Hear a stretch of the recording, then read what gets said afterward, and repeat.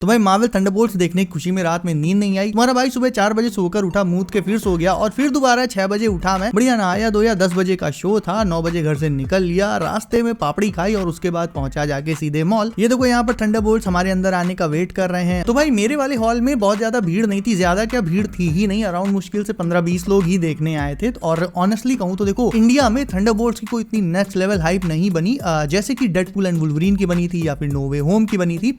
तो हाँ, इससे ये समझ में आता है साफ साफ कि मार्वल का मार्केट तो देखो डाउन हुआ है, लेकिन एक चीज मैं तुम्हें वीडियो के स्टार्टिंग में ही बता दूं, थंडरबोल्ट्स मूवी वाकई में one of the best Marvel movies है आफ्टर एंड गेम। एंड हाँ, जो लोग ये कह रहे हैं, कुछ लोग मैंने कुछ देखा, कुछ क्रिएटर्स वगैरह है, वो ये भी बोल रहे हैं कि थंडरबोल्ट्स जो है वो एंड गेम के बाद बेस्ट मूवी है, वन ऑफ द बेस्ट नहीं है, बेस्ट है। तो भाई उनको थोड़ा नो वे होम और डेडपूल एंड वुल्वरीन की याद दिलाना चाहूंगा। हाँ, थंडरबोल्ट्स अपने लेवल पर उम्मीद से कहीं ज्यादा अच्छा परफॉर्म करती है। वेल, मूवी के एस्पेक्ट पर अभी आते हैं, लेकिन उससे पहले अगर तुमने मूवी नहीं देखी है, मूवी देखने का प्लान कर रहे हो और स्पॉयलर्स नहीं चाहिए, देन ये वीडियो यहीं पर छोड़ दो। एंड अगर स्पॉयलर से डर नहीं लगता, थप्पड़ से लगता है, देन हेलो गाइस, मेरा नाम है Himanshu and you are watching the Buzzbeam show. So सीधे सीधे मूवी की स्टोरी पर आ जाते हैं। शॉर्ट में बता देता हूं कि एग्जैक्टली मूवी में क्या हुआ, किसका क्या प्लान था। मेन जो इविल प्लान था मूवी में वो वैलेंटीना का था। ट्रेलर से लगभग ये सभी को अंदाजा लग गया था कि वो वैलेंटीना ही थी जिसने थंडरबोल्ट्स की भी उंगली करी थी और Bob aka Sentry aka the Void को पकड़ा था। लेकिन ट्रेलर में मार्वल ने हमें कहीं ना कहीं थोड़ा मिसगाइड भी किया था। लाइक ट्रेलर देखकर हमें ऐसा लगा था कि वैलेंटीना दुनिया को ये बता रही है कि एवेंजर्स अब हमें बचाने नहीं आने वाले और इस वजह से हमें नए हीरोज की जरूरत है। और ट्रेलर देखकर लोगों को ये लगा था कि वैलेंटीना ने नए हीरोज के तौर पर खुद थंडरबोल्ट्स को असेंबल किया है, लेकिन मूवी में एग्जैक्टली इसका उल्टा हुआ। थंडरबोल्ट्स के सारे मेंबर्स अलग अलग वैलेंटीना के खुफिया प्रोजेक्ट्स पर काम करते थे। और भाई टास्क मास्टर को मैं सोच रहा था एक इमोशनल एंडिंग मिलेगी, एक बड़े लेवल पर एंडिंग मिलेगी, लेकिन टास्क मास्टर की ऐसी डेथ मैं एक्सपेक्ट नहीं कर रहा था मूवी में। वेल, थंडरबोल्ट्स की टीम के मेंबर्स एके जॉन वॉकर, घोस्ट, येलेना, ये सब अलग अलग वैलेंटीना के खुफिया मिशंस पर काम कर रहे होते हैं। और वैलेंटीना बैकग्राउंड में एक सेंट्री प्रोजेक्ट भी चला रही होती है जिसमें वो लोगों पर एक्सपेरिमेंट करती और लोग उसमें मारे जाते। तो कहीं ना कहीं वैलेंटीना का ये जो काला सच है वो लोगों के सामने आने लगता है। और वहां की पार्लियामेंट फिर ये प्लान करती है कि क्योंकि वैलेंटीना ऐसे गलत काम कर रही है, अपनी पावर्स का मिसयूज कर रही है, तो उसके अगेंस्ट हमें एक मोशन लाना चाहिए और उसे सजा देनी चाहिए। तो वैलेंटीना जब फंसने वाली होती है तो फिर बारी आती है सबूत मिटाने की। सबूत मिटाने के लिए वो अगेन थंडरबोल्ट्स के अलग अलग मेंबर्स को अलग अलग काम दे देती है। और जब सारे काम फिनिश हो जाते हैं तो क्योंकि थंडरबोल्ट्स के मेंबर एके जॉन वॉकर, घोस्ट, येलेना और टास्क मास्टर ये भी खुद वैलेंटीना के लिए ही काम करते थे, इसीलिए वो भी एक तरह से उसके खिलाफ सबूत ही थे, उसके लिए फ्यूचर में प्रॉब्लम क्रिएट कर सकते थे। तो वैलेंटीना ये दिमाग लगाती। और लेट मी टेल यू भाई, पूरी मूवी में वैलेंटीना ने इतना गंदा दिमाग लगाया है, मतलब सच में वो मास्टर माइंड है। इतना माइंड तो शायद हमारे कांडे के पास भी नहीं था। तो एनीवेज, वैलेंटीना क्या करती है कि थंडरबोल्ट्स के जो अलग अलग मेंबर्स थे उनको एक दूसरे को मारने ही भेज देती है, लेकिन जिस फैसिलिटी में वो एक दूसरे को उन्हें मारने भेजती है वहां पर बॉब भी कैद होता है। अब बॉब है कौन? बॉब वो बंदा है जिस पर प्रोजेक्ट सेंट्री वाला जो एक्सपेरिमेंट है वो काम कर गया। वो एक बहुत ही ज्यादा ओवर पावर्ड सुपर हीरो बन गया है, लेकिन अभी उसे खुद भी नहीं पता है कि वो क्या है। और वैलेंटीना को भी ये चीज नहीं पता है कि बॉब एक्चुअल में एक सक्सेसफुल एक्सपेरिमेंट का रिजल्ट है, इसलिए वो खुद भी बॉब के बारे में नहीं जानती। तो ये लोग जब फैसिलिटी में मिलते हैं तो मूवी की पहली फाइट होती है, ये वाली फाइट। यहाँ पर एक बड़ा स्पॉइलर देने जा रहा हूँ। यहाँ पर घोस्ट टास्क मास्टर के यहाँ बिल्कुल बीच में गोली मार के उसका काम तमाम कर देती है। उसके बाद बॉब सामने आता है, ये लोग बॉब से पूछताछ करते हैं कौन है, क्या है, एक्सेट्रा एक्सेट्रा। मूवी आगे बढ़ती रहती है, कुछ पता नहीं चलता बॉब कौन है। आखिर में फिर वैलेंटीना को जब ये पता चलता है कि ये लोग बच गए हैं तो वो पूरी की पूरी फोर्स वहां पर भेज देती है। लेकिन जॉन वॉकर, येलेना, बॉब और घोस्ट ये किसी तरह से वहां से निकल जाते हैं। बॉब इनके निकलने में मदद करता है, लेकिन वो खुद एक तरह से सरेंडर कर देता है। और जब स्ट्राइक टीम बॉब पर गोली चलाती है तब बॉब पहली बार मूवी में फ्लाई करता है, जिसकी क्लिप मैंने तुम्हें पिछली वाली वीडियो में दिखाई थी। वो एक्चुअल में एक टीवी स्पॉट था। तो सब के सब यहाँ पर ये तो जान जाते हैं कि ये जो बॉब है ये कोई बहुत ही अलग लेवल की बला है, ये कोई छोटी मोटी चीज नहीं है। वहीं बकी वैलेंटीना की एक तरह से कह लो पीए पर पर्सनल असिस्टेंट कह लो, उसके साथ टच में आता है और उसे फंसाने की कोशिश करता है, उससे इंफॉर्मेशन निकलवाने के लिए, वैलेंटीना के क्या प्लान्स हैं ये जानने के लिए।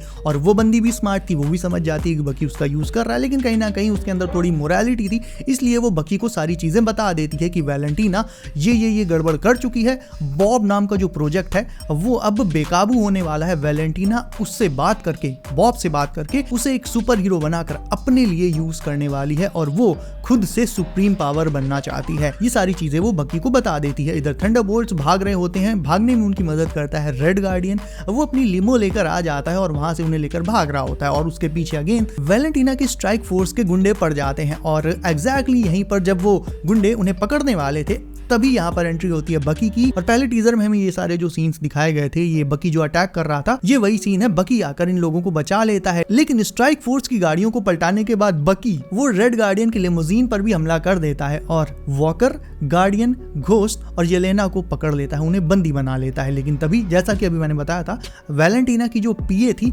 वो बकी को फोन करके सारी चीजें बता देती है और कहती है कि तुम तुरंत ही वॉच टावर में आ जाओ। पहले ये एवेंजर्स टावर था, उसके पहले ये स्टार्क टावर था और अब इसका ऑफिशियल नाम पड़ चुका है द वॉच टावर। तो वैलेंटीना वहीं पर बॉब से कहती है कि दुनिया ने तुम्हें नकार दिया है। बॉब एक्चुअल में, पहले बॉब की थोड़ी सी बैक स्टोरी बता देता हूँ। बॉब पहले एक ड्रग एडिक्ट था, उसके पेरेंट्स भी थोड़े से मतलब वैसे टाइप के थे। तो कुल मिलाकर उसका जो बचपन था, उसका पास था, वो बहुत ही मतलब मुश्किलों से गुजरा हुआ था और वो मलेशिया गया होता है और वहीं पर वो वैलेंटीना के उन साइंटिस्ट के चक्कर में पड़ जाता है जो कि उस पर एक्सपेरिमेंट करते हैं और बाकी सब मारे जाते हैं। लेकिन बॉब अकेला ऐसा बंदा होता है जिस पर वो प्रोजेक्ट सेंट्री वाला जो एक्सपेरिमेंट है वो काम कर जाता है और उसे सुपर पावर्स मिल जाती हैं। और बकी को जब ये सारी बातें पता चलती हैं तो फिर वो थंडरबोल्ट्स की पूरी टीम, जिसे उसने बंदी बनाया था, उन्हें लेकर पहुंचता है द वॉच टावर के एक्स एवेंजर्स टावर। लेकिन वहां पर वैलेंटीना पहले से ही उनका वेट कर रही होती है क्योंकि वैलेंटीना ने सेंट्री को अपनी साइड कर लिया होता है, उसे बहला फुसलाकर कि तुम ऐसे हो वैसे हो, मेरी वजह से तुम्हें पावर्स मिली, तुम मेरे लिए काम करो, तुम एक हीरो हो, एक्सेट्रा एक्सेट्रा। और जब वैलेंटीना को लगा कि सेंट्री उसकी साइड हो गया तो फिर वो समझ गई कि थंडरबोल्ट्स उसका क्या ही बिगाड़ पाएंगे, तो वो उन्हें बिल्डिंग में इजिली आने देती है। थंडरबोल्ट्स उससे कहते हैं कि ये सब बंद करो, अपने आप को हमारे हवाले कर दो, वही सब घिसा पिटा। लेकिन उसके बाद वो सेंट्री को बुलाती है एंड पूरी मूवी का मेरे हिसाब से जो बेस्ट एक्शन सीक्वेंस था वो इसी बिल्डिंग में हुआ था, वॉच टावर में, जब पहली बार सेंट्री अपने येलो सूट में आता है और थंडरबोल्ट्स उस पर एक के बाद एक अटैक करते हैं। लेकिन कोई मतलब उसको, जाहिर सी बात है, जिसने भी कॉमिक्स पढ़ रखे हैं, जो भी सेंट्री को जानते हैं, सब जानते हैं कि थंडरबोल्ट्स उसके आगे मच्छर भी नहीं है। तो सारे के सारे अपनी ताकत आजमा लेते हैं सेंट्री पर, लेकिन वो उसे टच भी नहीं कर पाते हैं और वो एक के बाद एक सबको वहीं पर लुढ़का देता है। जॉन वॉकर की तो वो शील्ड पकड़ के तवे की तरह बिल्कुल मोड़ के उसके हाथ में दे देता है। और थंडरबोल्ट्स को उनकी औकात दिखाने के बाद फिर जब वैलेंटीना सेंट्री से ये बोलती है कि इन्हें खत्म कर दो तो सेंट्री मना कर देता है। वो कहता है नहीं, मुझे इनसे खतरा नहीं है, मैं उन्हें खत्म नहीं करूंगा। वैलेंटीना कहती है मैंने जो तुमसे कहा वो तुम्हें करना पड़ेगा क्योंकि मैंने तुम्हें क्रिएट किया है। सेंट्री फिर से मना कर देता है। वो कहता है मैं इतना पावरफुल हूं, मैं खुद में इतना पावरफुल हूं, तो मैं तुमसे ऑर्डर क्यों लूंगा। यहीं पर सारा का सारा मामला बिगड़ जाता है। सेंट्री के ऊपर, बॉब के ऊपर उसका पास्ट, उसका अंधेरा, उसका वॉइड हावी हो जाता है और वो आउट ऑफ कंट्रोल होकर शहर भर में तबाही मचाने लगता है। अब ये जो पावर्स हैं, यहाँ ऑब्वियसली बॉब किसी को मार नहीं रहा है, उन्हें गायब कर रहा है और जितने भी लोग हैं, ये जो परछाई बने जा रहे हैं, ये सब मर नहीं रहे, ये एक्चुअल में बॉब के दी वॉइड वाली डायमेंशन में चले जाते हैं। मतलब एक तरह का कह लो बॉब का जो पास्ट है वहां पर चले जाते हैं, कैद हो जाते हैं, कह लो टेम्परेरीली। दी वॉइड इन्हें किडनैप कर ले रहा है, इन सारे लोगों को मार नहीं रहा है वो किसी को। और जाहिर है थंडरबोल्ट्स ये समझ जाते हैं कि वो दी वॉइड को, एक बॉब को टच भी नहीं कर पाएंगे और फिर येलेना भी दी वॉइड के उसी डायमेंशन में चली जाती है। वहां पर जाकर वो बॉब का पास्ट देखती है और बॉब की जो असली ऑनेस्ट वाली ह्यूमन फॉर्म है उससे मिलती है उस डायमेंशन के अंदर। वहां वो उससे बात करती है, उसे समझाती है कि तुम अकेले नहीं हो। और फिर येलेना जब बहुत देर तक वहां उस डायमेंशन से बाहर नहीं आती है तो थंडरबोल्ट्स जो कि बाहरी दुनिया में होते हैं वो ये समझते हैं कि येलेना मर गई। लेकिन जॉन वॉकर उन्हें समझाता है कि ऐसा हो सकता है कि वो लोग किसी दूसरी जगह पर चले गए हों, एक्चुअल में येलेना मरी ना हो बल्कि उसे हमारी जरूरत हो। तो वो सब के सब भी वहां पर पहुंच जाते हैं और येलेना और बॉब को वहां से बाहर निकालने की कोशिश करते हैं। तभी दी वॉइड उस डायमेंशन में भी वहां पर भी अंदर आ जाता है। वो उन्हें रोकने की कोशिश करता है, बॉब उससे लड़ता है और थंडरबोल्ट्स और बॉब मिलकर उसे हरा देते हैं और पूरा बवाल खत्म हो जाता है। तो ये चीज मैंने तुम्हें पहले बता दी थी। जो रेगुलर व्यूअर्स हैं उन्हें ये पता होगा, मैंने कहा था इस मूवी में भी वही होगा, जो विलन होगा वो मारा नहीं जाएगा। हमारे हीरोज उसे ओवर पावर करके मार नहीं पाएंगे, बस उसे समझा बुझाकर या पावर ऑफ फ्रेंडशिप से, ऐसी किसी चीज से उसे प्यार से समझाकर अच्छे रास्ते पर ले आएंगे। लेकिन चलो ठीक है, इस मूवी में ये चीज सेंस बनाती है क्योंकि एक्चुअल में जो हमारा दी वॉइड है वो भी सेंट्री की ही दूसरी साइड है, तो उसे मारने का या उसे हराने का कोई सेंस नहीं बनता है क्योंकि अगर अभी उसे हरा दिया तो आगे डूम्सडे में फिर उसकी जो फेस वैल्यू है ना वो कम हो जाएगी, काफी कम हो जाएगी। सो एनीवेज ये थी बेसिक स्टोरी। अब मैं तुम्हें रिव्यू दूं, एक शॉर्ट में एक लाइन में बताऊं कि ये मूवी देखने जाना चाहिए कि नहीं जाना चाहिए, तो अगेन एंड गेम के बाद this was one of the best Marvel movies. और इस मूवी को देखकर तुम्हें ऐसे लगेगा जैसे तुम मार्वल की फेज 1 या 2 की कोई मूवी देख रहे हो। मतलब कोई कॉस्मिक इवेंट नहीं, कोई मल्टीवर्सल स्टफ नहीं, बिल्कुल ही ग्राउंड जीरो वाला बेसिक स्ट्रीट लेवल स्टफ। और ट्रेलर से भले ना लग रहा हो, लेकिन एक चीज़ तो बता दूं, ये मूवी बहुत बहुत ज़्यादा इमोशनल है। और पूरी मूवी का जो की एलिमेंट है वो केवल और केवल ये है कि कैसे एक ग्रुप ऑफ मिसफिट्स वो आकर आपस में ज्वाइन करते हैं, एक टीम बनाते हैं, कैसे अपनी कमियों को, अपने पास्ट को ओवरपावर करते हैं और फाइनली एक टीम बनाकर लूजर से हीरो कहलाते हैं। And let me tell you one more thing, मैंने ये मूवी हिंदी में देखी क्योंकि इंग्लिश वाला जो शो था वो थोड़ा लेट था। पहले मेरा प्लान था कि इंग्लिश में देखेंगे, लेकिन क्योंकि वो शो थोड़ा सा लेट था तो फिर मैंने सोचा चलो हिंदी में ही देख लेते हैं। हिंदी वाला शो सुबह 10 बजे का था और भाई अनएक्सपेक्टेडली, सरप्राइजिंगली हिंदी डबिंग बहुत ज़्यादा अच्छी थी। इसकी कुछ एक क्रिंज डायलॉग्स थे, लेकिन बहुत ही मिनिमम डायलॉग्स थे ऐसे। मतलब ओवरऑल जो डबिंग वगैरह हुई है इस मूवी की बहुत बहुत अच्छी हुई है।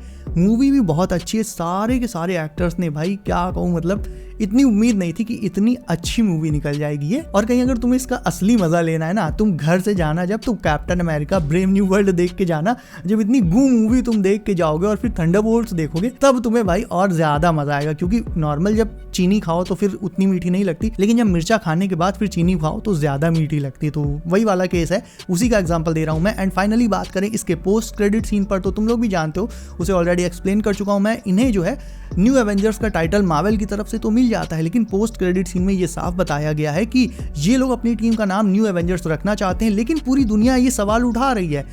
मूवी के जो क्रेडिट्स हैं, जो नाम वगैरह चलते हैं, उसमें भी दिखाया गया है कि तमाम सारी न्यूज़पेपर हेडलाइंस छपी हुई हैं, क्या दुनिया इन नए हीरोज़ को या कह लो इन लूजर्स को नए एवेंजर्स की तरह एक्सेप्ट करेगी। और सेम चीज़, सेम सवाल, ये जो सवाल है वो हम लोगों के दिल का ही सवाल है। हम ही लोग से पूछा जा रहा है, क्या मैं, क्या तुम इन लूजर्स को, इन सो कॉल्ड लूजर्स को हीरोज़ की तरह एक्सेप्ट कर सकती है? आर दे ए एवेंजर्स और बी एवेंजर्स? मतलब एक तरह से मार्वल भी ये समझ रहा है कि इन्हें लोगों के ऊपर थोपा जाना सही नहीं है। तो अभी ये डाउट बरकरार है कि क्या ये हीरोज एवेंजर्स टाइटल को डिजर्व करते हैं। प्लस मूवी के पोस्ट क्रेडिट सीन में ये क्लियर कर दिया गया कि एवेंजर्स का जो ऑफिशियल टाइटल है वो सैम विल्सन ही अभी अपने पास रख रहा है, उस पर वो कॉपीराइट भी लेने वाला है। बकी ने उससे बात की लेकिन बात नहीं बनी। तो भाई ये डिफरेंट टीम्स है और third team already post credit scene में अराइव कर चुकी है, जो है फैंटास्टिक 4 की टीम। फैंटास्टिक 4 का रॉकेट वो पोस्ट क्रेडिट सीन में अर्थ 616 में आते हुए दिखाया जाता है, यानी अब ये सीधे सीधे इशारा है एवेंजर्स डूम्सडे के लिए।